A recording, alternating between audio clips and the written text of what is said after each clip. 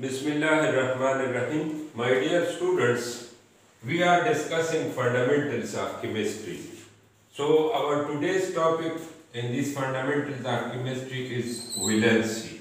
We'll discuss valency. There are many definitions of valency. Number one, the simple definition is the combining power of an atom is called its valency.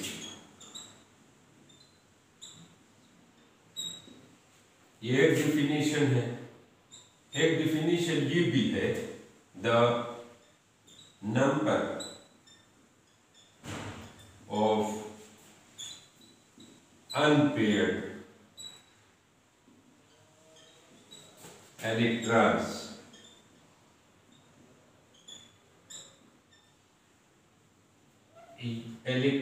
या electrons, the number of unpaired electrons in the valence shell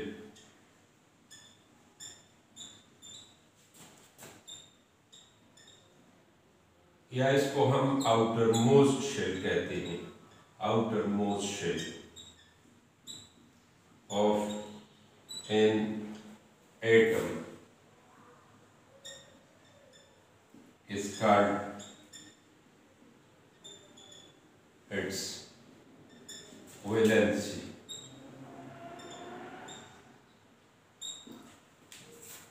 third definition हम इस तरह भी कर सकते हैं, the number of electron or electrons lost by an atom, या इसी के साथ जो है इसी की तरह है, वो ये है the number of electron or electrons gained by an atom is called its valency.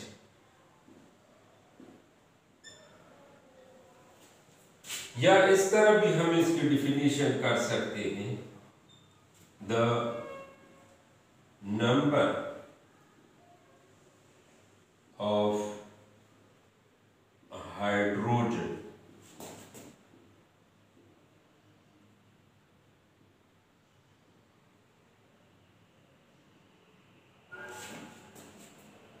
Atom या atoms combine with another atom is called valency.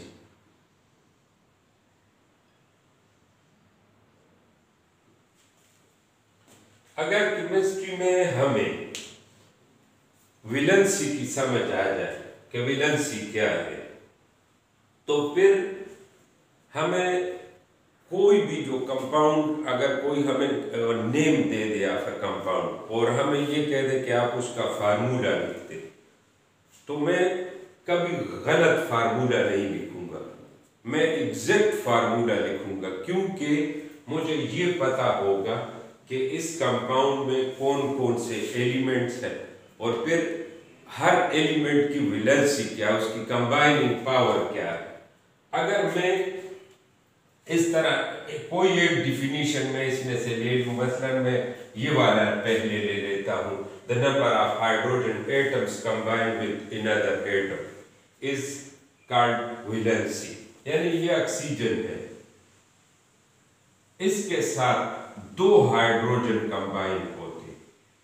आपने वाटर में देखा है कि two hydrogen atoms combine with one oxygen, तो मैं ये कहूंगा कि the valency of oxygen is 2, ये इसके लिए है, या यानी वैलेंसी ऑफ ऑक्सीजन के लिए मैं कह रहा हूं कि हाइड्रोजन अगर किसी के साथ एक कंबाइन है तो मैं ये कहूंगा कि the valency of chlorine is 1 because one hydrogen is combined with chlorine.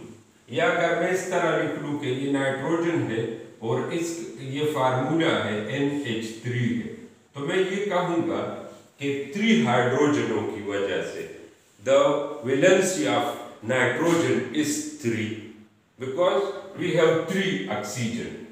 अगर इस तरह मैं जाता हूं, कई एलिमेंट्स हैं उसमें मैं ये देख सकता हूं कि there are 4 hydrogens with 1 carbon, तो मैं ये कहता हूं कि the valency of carbon is 4। या इसमें भी मैं कह सकता हूं कि देखें the combining power of an atom, तो यहां मैं ये कह सकता हूं कि the combining power of oxygen is 2, it combines with 2 other atoms. जिस तरह ये हाइड्रोजन की मैं बात कर रहा हूं, यहां पर ये है कि the combining power of chlorine is 1, it combines with 1 hydrogen only, it can combine with 1 hydrogen only।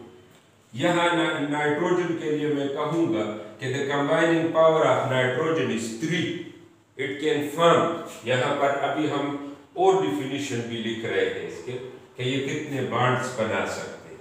the combining power of carbon is 4 because 4 hydrogens are combined with 1 carbon, so it is its valency. अब अगर हम unpaired electron की बात कर ले, जो कि हमें आसानी होगी, मैं इसलिए कह रहा हूं कि अगर हम पहले, इसमें और डिफिनीशन है लेकिन ये हाइड्रोजन है, इसका एटॉमिक नंबर मुझे याद होना चाहिए, वैलेंसी के लिए जरूरी एटॉमिक नंबर। अब अगर इसका एटॉमिक नंबर 1 है तो इसका फिर एटॉमिक नंबर का मतलब ये है कि it has 1 proton in its nucleus and there is 1 electron in its outer most shell. इसके बाद कोई और शेल नहीं है, therefore it is outer most shell and there is 1 electron. और अगर ये इस तरह है, एक इलेक्ट्रॉन है, तो हम ये कह सकते हैं there is only 1 unpaired electron. तो हमने लिखा है the number of unpaired electron, तो मैं अब ये कह सकता हूं कि इट्स वैलेंसी इज 1। इसकी वैलेंसी जो है हम लिख सकते हैं 1। अब ये जब बॉन्ड बनाएगा, सिर्फ एक बॉन्ड ये बना सकता है।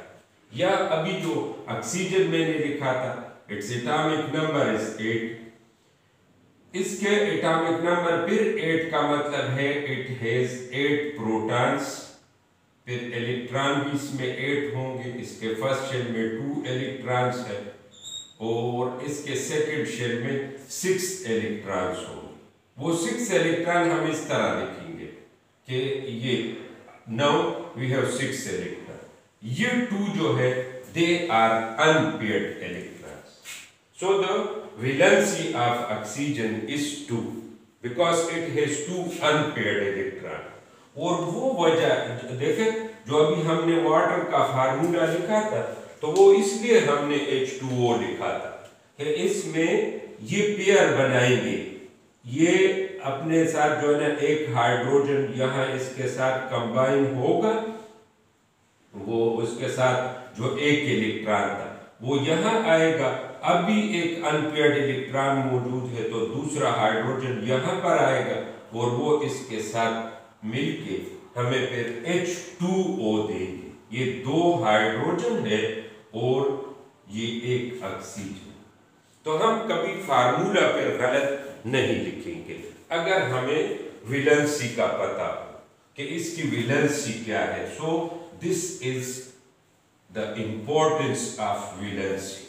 अब नाइट्रोजन जो मैंने आपके साथ बात की थी कि उसकी वैलेंसी मैंने कहा कि उसके साथ 3 हाइड्रोजन है। वो क्यों है 3 हाइड्रोजन? अब नाइट्रोजन का एटॉमिक नंबर जो है इट इज 7। तो 7 जब मैं बनाऊंगा, एटॉमिक स्ट्रक्चर हम जरूर ड्रा करते हैं, उसमें आसानी होगी कि इसमें 7 प्रोटॉन्स है और उसमें 7 इलेक्ट्रॉन्स भी होंगे। The number of proton is always equal to the number of electrons. और फिर तरतीब ये है कि फर्स्ट शेल में एक पेयर ऑफ इलेक्ट्रॉन होगा, तो वो कंप्लीट होगा। अब 2 यहाँ है, 5 electron greater, 2 and 5 is equal to 7। अब इसके वैलेंस शेल में देखें हमारे पास 3 अनपेयर्ड इलेक्ट्रॉन है। तो अगर इलेक्ट्रॉन 3 अनपेयर्ड है और ये फिर इसकी कंबाइनिंग पावर हम कहते हैं कि वो 3 है। किस लिए? कि ये अपने वैलेंस शेल को कंप्लीट करने के लिए 3 हाइड्रोजनों के साथ मिलेगा। ये एक हाइड्रोजन यहाँ आया, उसने पेयर बना लिया, इससे दोनों के वैलेंस शेल कंप्लीट हो जाते हैं। इस तरह यहाँ पर एक हाइड्रोजन आएगा और उसका वैलेंस शेल कंप्लीट हो जाएगा। नाइट्रोजन का भी वैलेंस शेल कंप्लीट हो गया। ये सारे अब पेयर्स आपको हमें नजर आ रहे हैं, कोई अनपेयर्ड इलेक्ट्रॉन नहीं है, इसलिए हम कहते हैं कि इसकी कंबाइनिंग पावर जो है वो 3 है। या ये कि नंबर ऑफ अनपेयर्ड इलेक्ट्रॉन इसमें 3 थे, या द नंबर ऑफ इलेक्ट्रॉन अब लास्ट और गेन वो भी हम डिस्कस कर सकते हैं इसके बाद। और the number of hydrogen combined तो 3 हाइड्रोजन। या इसके एक डिफिनीशन इस तरह भी है कि the number of bonds found by an atom. अब ये इस तरह 3 बॉन्ड्स किसने बना लिए हैं। तो nitrogen can form only 3 bonds. वजह ये है कि इसकी कंबाइनिंग पावर जो है वो हमारे पास 3 है। तो इस तरह ये फार्मूले बनते हैं। सारे फार्मूले जो हम बनाएंगे तो वो वैलेंसी से बनाएंगे। अब अमोनिया में कभी भी अगर मुझे कोई अमोनिया कह दे तो मैं ये नहीं लिख सकता, ये मैं नहीं लिख सकता अमोनिया। और ये जब होगा या मैं ये लिखूंगा और या अगर कहीं पर ये है द फार्मूला ऑफ अमोनिया तो मैं इसको टिक करूंगा, क्योंकि मुझे पता होगा कि the valency of nitrogen is 3। There are 3 unpaired electron in the valence shell of nitrogen. तो फिर मैं ये फार्मूला ये गलत होंगे, this one will be correct. या जिस तरह वाटर के लिए है हम H2O इसलिए फिर लिखेंगे और सही लिखेंगे क्योंकि हमें वैलेंसी का पता होगा। या कार्बन की अभी हमने बात की कि इट्स एटॉमिक नंबर इज 6, इसकी टोटल प्रोटॉन्स आर 6। इससे भी हमारी प्रैक्टिस उसमें इजाफा होता है कि बार बार हम ये कहते हैं कि एटॉमिक नंबर 6 है, 6 प्रोटॉन्स आर देयर और 6 इलेक्ट्रॉन्स होंगे। तो फर्स्ट शेल में 2 इलेक्ट्रॉन्स आएंगे और ये रूल है, हुंस रूल इसे कहते हैं कि आपने इलेक्ट्रॉनों को पहले यानी 1 2 3 4 इस तरह लिखना है। उसके बाद अगर आएंगे तो फिर हम पेयर्स बनाएंगे। तो इस वक्त इसमें 4 अनपेयर्ड इलेक्ट्रॉन मौजूद है। तो मैं ये कह सकता हूं कि the valency of carbon is 4, it's valency is 4। तो अब इसकी कंबाइनिंग पावर जो है, अब मैं इसको इस तरह भी लिख सकता हूं। मैं इस पे कंसंट्रेट करूंगा आउटर मोस्ट शेल पे। तो यहाँ पर एक हाइड्रोजन आएगा, यहाँ पर एक हाइड्रोजन होगा, एक हाइड्रोजन यहाँ पर आएगा, एक हाइड्रोजन यहाँ पर। तो ये कंबाइन होके दोनों के वैलेंस शेल जो है वो कंप्लीट हो जाएंगे। ये हमारे पास हाइड्रोजन है, ये 4 उसके साथ मिल गए हैं, इसलिए हम फार्मूला लिखते हैं कि ये CH4। ये हमारे पास वैलेंसी की वजह से है कि the combining power of carbon is 4। तो इसके अलावा अभी मैंने आपको कहा कि इसमें फिफ्थ डिफिनीशन भी हम यानी यही लिख सकते हैं कि the number of bonds form by an atom, ये 4 बॉन्ड बना रहा है। There are 4 covalent bonds carbon can form, तो इट्स वैलेंसी इज 4। अब हाइड्रोजन जो है ये इसके लिए 1 है, इट फॉर्म्स सिंगल बॉन्ड क्योंकि इसकी वैलेंसी 1 है। Hydrogen form single covalent bond. So there are 4 single covalent bonds in ammonia. Is it enough for today? So okay, thank you very much.